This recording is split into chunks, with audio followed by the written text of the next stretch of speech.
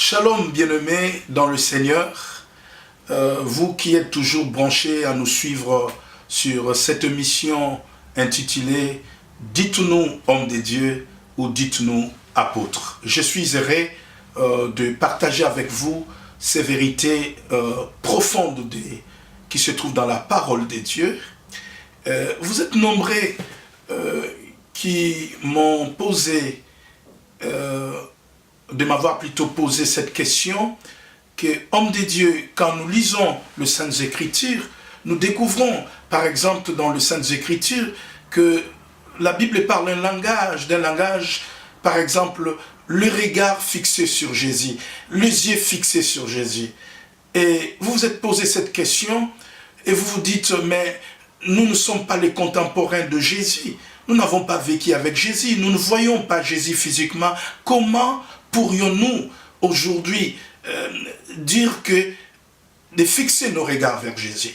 C'est pour cette raison que j'ai préparé avec l'œuvre du Saint-Esprit cette mission pour vous amener comme toujours dans l'océan de la révélation de la parole. Et sans plus tarder, nous allons nous inspirer d'abord de ces textes bibliques dans Hébreux au chapitre 12, au verset 2. Le Sainte Écriture déclare « Ayant le regard sur Jésus, qui suscite la foi et l'amène à la perfection. » Gloire à Dieu.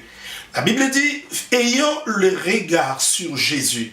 Quand l'auteur des Hébreux écrit cette vérité biblique qu'on attribue généralement à l'apôtre Paul, Jésus était déjà mort et il était ressuscité. Et il a vécu cette expérience qu'on appelle l'ascension. Il est allé vers son Père. Mais laisse-moi vous dire que la Bible, la parole de Dieu a un langage. Il y a le bégaiement ou le parabole. Il y a certaines choses que nous lisons, qu'on nous partage, cachent de mystère. Et ce bégaiement que je compare avec le langage de Moïse, et ce bégaiement a une interprétation, comme nous voyons dans la Bible, c'est le type d'Aaron qui interprétait ce que Moïse disait. En d'autres termes, ce que nous lisons dans l'Écriture demande une révélation. Et cette révélation émane du Saint-Esprit. Donc, ce texte nous révèle qu'il ne s'agit pas seulement de regard physique, mais le regard de la foi. Vous savez, la foi vient de ce qu'on entend, et ce qu'on entend vient de la parole du Christ. Mais pour mieux matérialiser ces textes, je vous invite sans plus tarder à ouvrir la Bible dans Matthieu chapitre 14, le verset 22 jusqu'au verset 33. Je vais lire le Saintes Écritures. Aussitôt après, il obligea le disciple à monter dans la barque et à passer avant lui de l'autre côté, pendant qu'il renverrait la foule. Quand il les renvoyait, il monta sur la montagne pour prier à l'écart, et comme le soir était venu, il était seul. La barque, déjà au milieu de la mer, était battue par le flot, car le vent était contraire. À la 4e heure, veille de la nuit, Jésus alla vers eux, marchant sur la mer. Quand les disciples le virent marcher sur la mer, ils furent troublés et dirent « C'est un fantôme ». Et dans leur frayeur, ils poussèrent de cris. Jésus leur dit aussitôt « Rassurez-vous, c'est moi, n'ayez pas peur ». Pierre lui répondit « Seigneur, si c'est toi, ordonne que j'aille vers toi sur les eaux. » Il dit « Viens ». Pierre sortit de la barque et marcha sur les eaux pour aller vers Jésus. Mais voyant que le vent était fort, il eut peur, et comme il commençait à s'enfoncer, s'écria « Seigneur, sauve-moi ». Aussitôt Jésus tendit la main, le saisit et lui dit « Homme de peu de foi, pourquoi as-tu douté ?» Ils montèrent dans la barque, et le vent cessa. Et ceux qui étaient dans la barque vinrent adorer Jésus et dire « Tu es véritablement le Fils de Dieu ». Le regard fixé vers Jésus les regards fixés sur Jésus. Au travers de ces récits, nous comprenons que, après avoir fait de miracles de prodiges, Jésus renvoya la foule et il ordonna aux disciples, à ses disciples, de passer de l'autre bord, de passer de l'autre côté. Ils ont pris la barque et Jésus, comme les Saintes Écritures nous révèlent, il se mit à prier. Et vers la 4e heure, c'est vers 3 heures du matin, la Bible dit que Jésus marcha sur les eaux. Gloire à Dieu. Notre Sauveur Jésus, il est le maître de temps et de circonstances. Notre maître, il domine, il maîtrise la nature. Il a l'autorité sur la nature. Il a l'autorité sur toutes choses. La Bible dit que Jésus marcha sur les eaux. La loi d'Archimède n'a pas pu l'enfoncer. La loi d'Archimède n'a pas pu obéir. Jésus a marché sur les eaux. Et la Bible dit, quand les disciples ont vu que Jésus, un homme, marchait sur les eaux, le premier réflexe que les disciples ont eu, et qu'ils ont dit que c'est un fantôme. Laisse-moi te dire, quand le regard n'est pas fixé sur Jésus, on attribue à Jésus ce qu'il n'est pas. C'est réellement Jésus. Mais comme les disciples ont vu un homme marcher sur les eaux, et pour eux, ce n'est qu'un fantôme qui pouvait faire ça. Ce n'est qu'un esprit qui pouvait faire ça. De nos jours, quand Dieu opère de grandes choses au travers de ses serviteurs, les hommes, le non-croyant et certains croyants, quand ils trouvent des choses surnaturelles s'opérer, ils l'attribuent à Satan. Laisse-moi te dire que Dieu est plus puissant que Satan. Dieu est plus puissant que les occultistes. Et les gens qui croient en Dieu peuvent faire de miracles que Christ a fait, mais ils peuvent faire encore le plus grand. Revenons dans le contexte bien-aimé. La Bible dit que quand Jésus marchait sur les eaux, ils ont eu peur. Et très souvent, quand nous vivons des choses surnaturelles qui dépassent nos entendements, nous avons peur. Et la peur, c'est l'ennemi de la foi. Je me mets à la place de Pierre et les autres, c'était tout à fait naturel, raisonnable qu'ils aient eu cette attitude. Mais laisse-moi te dire, il y a une monnaie surnaturelle qu'on appelle la foi. La foi rend accessible ce qui n'était pas accessible. La foi nous amène à la possibilité. La foi nous entraîne à ce que nous obtenons ce qui était possible aux hommes. Merci Seigneur qu'il y a eu un jeune homme courageux. Il dit, parce que Jésus les a rassurés, quand Dieu est avec vous, quand Dieu est présent, il vous rassure. La présence de Jésus vous rassure que tout ira bien. Voyez-vous qu'ils étaient dans une situation très difficile et la Bible dit ceci, que les disciples vers Jésus marchaient. Ils furent troublés. Ils ont vu que c'était un fantôme.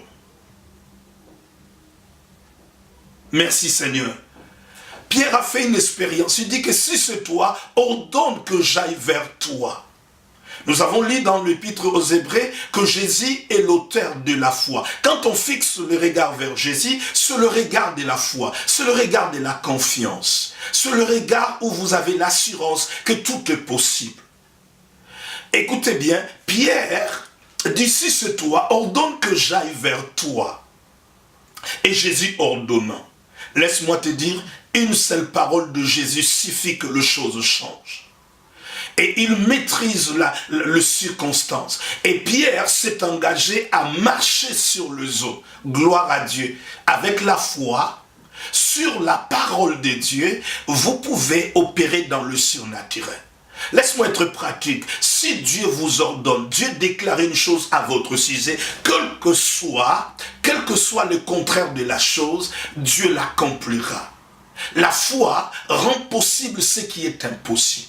Voyez-vous, la loi d'Archimède dit que tout corps plongé dans l'eau subit d'une poussée verticale d'en bas vers le haut. Quand la personne se marche sur les eaux, il doit s'enfoncer. quand on fixe le regard vers Jésus, c'est qu'on fixe ce regard au travers de sa parole. Chaque parole que vous entendrez de la part de Dieu au travers de ses serviteurs, au travers de Saintes Écritures qu'on appelle la Bible, si vous y croyez, tout ira mieux pour vous. Peut-être que vous êtes dans une situation difficile, très compliquée, une situation complexe, où vous commencez à voir des fantômes partout. En d'autres termes, vous êtes en train de voir, vous êtes désespéré, vous tâtonnez, et vous ne croyez plus. Mais laisse-moi te dire, la parole du Seigneur, c'est lui-même. Dieu ne se dissocie pas de sa parole. Et sa parole est la vérité. Sa parole est le puissante. Jésus dit, viens. Voyez-vous que quand Pierre a obéi à cette parole, il a commencé à marcher aussi comme Jésus. Laisse-moi te dire, chaque fois que tu obéis aux instructions divines, chaque fois que tu écoutes la parole de Dieu et que tu crois réellement que cette parole venant et vient de la part de Dieu, cette parole doit être accompagnée par des signes et des prodiges. Car notre Dieu ne change pas. La parole de Dieu, elle est puissante, elle est créatrice. Et la parole de Dieu accomplit des grandes choses. La Bible dit qu'au commencement était la parole était avec Dieu et la parole était Dieu. La Bible dit que quand Pierre a commencé à marcher, il a fixé ce regard vers Jésus. Fixer le regard vers Jésus, en d'autres termes, Pierre a cru à la parole annoncée par Christ. Laisse-moi te dire, si Dieu dit quelque chose, personne ne pourra le changer. Quelle que soit la situation de ta maladie, quel que soit ton problème, quel que soit ce que tu traverses, je ne sais pas quelle est la situation que tu traverses aujourd'hui, mais laisse-moi te dire, au son de ma voix se cache la parole de Dieu. Au son de ma voix se cache la vérité qui est Christ. Voyez-vous, quand Pierre fixait le regard vers Jésus, quand il a crié à cette parole, il ne s'est pas enfoncé. Mais dès lors qu'il a commencé à voir le vent contraire, il a commencé à fixer ce regard vers le vent. Il y a un vent impétueux qui commençait maintenant à s'abattre. Et Pierre, au lieu de continuer de fixer le regard vers Jésus, il a regardé au vent. Voyez-vous ce que je vous ai dit tout à l'heure, fixer le regard vers Jésus, c'est le regard de confiance, c'est le regard que ce que Dieu a dit, c'est la vérité et je vais croire en ça. Voyez-vous, il était en face de Jésus, mais il commençait à s'enfoncer. Vous pouvez être chrétien, vous pouvez être prédicateur, vous pouvez être un bon religieux, venir à l'église ou rester peut-être à la maison, lire la Bible, mais vous pouvez aussi vous enfoncer dans vos problèmes et dans vos situations. Vous pouvez vous noyer tout en citant le nom de Jésus. Si simplement que vous parlez de ce Jésus, mais que vous ne croyez pas à l'authenticité de sa parole. Si vous ne vous pliez pas sur ce qu'il a dit. Donc ce qui est important, c'est de réaliser que c'est la foi qui nous donne l'accès de marcher sur le surnaturel. C'est la foi qui fait que nous puissions surmonter les circonstances. La Bible dit, si tu crois, tu verras la gloire de Dieu. Voyez-vous, il était en face de Jésus, mais il commençait à s'enfoncer parce qu'il a détourné ce regard vers Jésus. Laisse-moi te dire, chers frères et sœurs, quel que soit ce que tu traverses, quel que soit ce que tu confronteras sur le chemin de ta vie, la maladie, les situations difficiles, le chômage, tes enfants s'enfoncent dans la drogue, ton mari t'abandonne, il y a de l'espoir si tu crois que Dieu peut changer. La Bible dit qu'il ne te délaissera point, il ne t'abandonnera pas. Voyez-vous quelque chose d'extraordinaire? Quand Jésus a vu Pierre s'enfoncer, quelque chose d'extraordinaire s'est passé. Pierre a crié. Il a dit, Seigneur, secours-moi, sauve-moi. Comme il s'enfonçait, il cria, Seigneur, sauve-moi. Voyez, la foi, elle est expressive. La foi, elle est dynamique. La foi est associée à la prière. Fixer le regard vers Jésus, se croire que ce que Dieu a dit dans sa parole est la vérité et que cette parole s'accomplira. Voyez-vous, Pierre a commencé à prier. Il y a un autre texte aussi qui peut nous aider dans Luc 8, 22. La Bible dit qu'ils étaient dans la barque. Et la nuit, il y a eu de flots. Il y a eu l'eau qui commençait à entrer dans la barque, dans Luc 8, 22. La Bible nous dit que pendant que ils étaient dans la barque, l'eau commençait à s'enfoncer dans la barque. Les Saintes Écritures nous disent que Jésus dormait. Ça aussi, c'est un langage, c'est une expression. Jésus dormait bien sûr naturellement, mais ça a une portée prophétique. Le sommeil de Jésus signifiait prophétiquement, il annonçait sa mort. Vous voyez, quand Jésus est mort, le diable a crié que tout était accompli, qu'il a réussi son affaire. Non. Jésus, sa mort, c'était pour témoigner qu'il devait être enseveli, mourir. Mais le troisième jour, il devait être ressuscité. Le sommeil signifiait la mort. Mais la Bible dit que quand Jésus dormait et que l'eau commençait à entrer dans la barque, ils ont réveillé Jésus. Jésus s'est réveillé. Prophétiquement, c'est la résurrection. Mais parlons évangéliquement, nous pouvons dire que quand il y a des situations qui deviennent difficiles dans la vie, nous devons réveiller Jésus. Dans ta maladie, réveille Jésus. On le réveille par la foi. Tu ne le vois pas. Tu le réveilles dans la prière. Et la Bible dit que tout ce que vous demanderez en priant, sachez que vous l'avez reçu et vous le verrez s'accomplir. Gloire à Dieu. Quel que soit en cette fin d'année, quelle que soit ta situation, là où tu t'embourbes, quelles que soient les difficultés, même quand tout va bien, tu as besoin de réveiller Jésus. Tu as besoin de réveiller Jésus. Et ce réveil, c'est la prière. La prière de la foi a une grande efficacité. Et je t'invite, frère, ce soir maintenant, que tu comprends que le regard, se placer sa confiance en Dieu, ce n'est pas se détourner du regard de la foi vers Jésus. Tout est possible à celui qui croit. Tout est possible à Christ. Maintenant que tu as écouté cette parole, j'aimerais t'invite maintenant à réveiller Jésus. Réveille Jésus. Réveille-le maintenant au travers de la prière. Mais vous savez qu'il existe des prières abominables dans Ésaïe 59. La main de l'Éternel n'est pas trop courte pour nous bénir, mais ce sont nos iniquités. Ce sont nos péchés qui nous séparent de Dieu. Dieu aime le pécheur, mais il est le péché. C'est pour ça que quand tu te répands et que tu fais une prière, cette prière par la foi, et tu crois que Jésus est capable de le faire, il l'accomplira. Toi qui me suis maintenant, je voulais t'inviter à prier avec moi. Si tu avais peur, la peur c'est l'ennemi de la foi. Il y a 365 fois, c'est écrit dans la Bible, ne crains rien. C'est ce comprimé que tu dois toujours prendre de chaque jour. Ne crains rien. Ne crains rien pour ton lendemain. Ne crains rien pour cette année qui va commencer. Ne crains rien par rapport aux manigances de l'ennemi. Tu es plus qu'un vainqueur. Jésus est à la barque. Tu ne t'écrouleras point. Jésus est dans la barque. Quel que soit le flot, quelles que soient les intimidations de l'ennemi, tu es plus qu'un vainqueur. Cher prédicateur, n'ayez pas peur des attaques de l'ennemi. Tu es plus qu'un vainqueur. Si tu n'as pas encore ce Jésus, tu peux être comme Pierre s'enfoncer. Mais j'aimerais que tu puisses prier avec moi.